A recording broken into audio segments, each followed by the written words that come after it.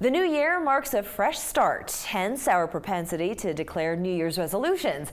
It's no different for kids setting good intentions for a successful year ahead.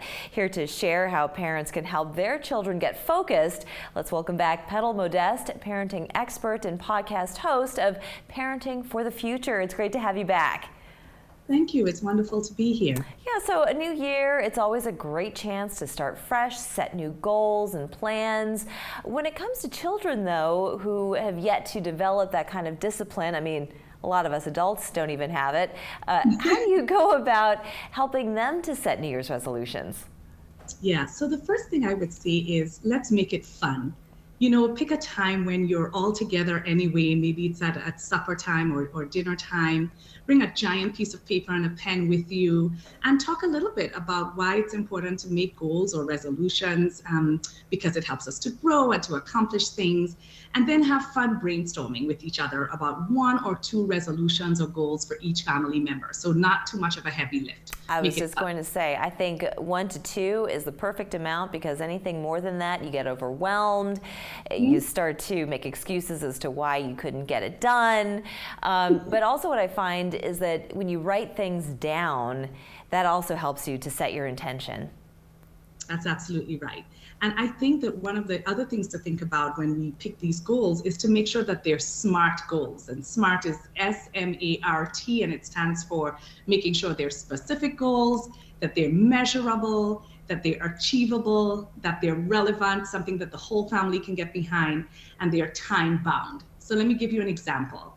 So let's say you have a child who maybe is 8 years old and he wants to improve his reading. Well, you can say, I want to improve my reading by reading for 30 minutes before I go to bed every night from January 1 until July 31st. So that's all of those things. It's very specific, it's very measurable, it's quite achievable. Everybody, you know, if you can read, you'll read good books for your age, and it's relevant because every family member wants their children to read, and it's time bound. It's January to July. So that's another good way to make sure that we actually stick to it. Well, I really like that idea of having some kind of an end date. When you say that, you know, from January to July, it doesn't mean that you're going to stop reading after July, but you've already now set into motion a really good habit, and knowing how long it takes to develop those habits, it'll probably extend well beyond July.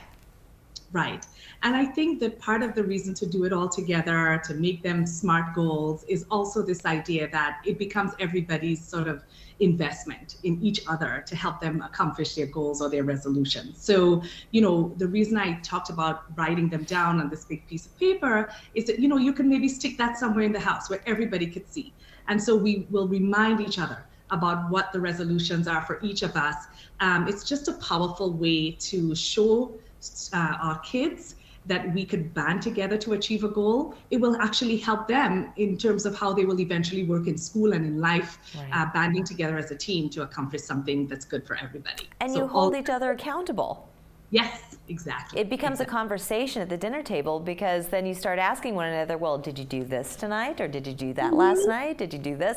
So it's a conversation piece for the whole family, and a wonderful way to get them feeling a part of something as well in terms of the family. Absolutely, absolutely. That's wonderful. Yeah. And real quick, do you have any other examples of good intentions, good New Year's resolutions that parents should suggest to their children? Yeah, I mean, I think I talked about reading, but yes. There are other things like I will help around the house. So maybe I will clear the dinner table 2 days a week, from January 1st until July 31st.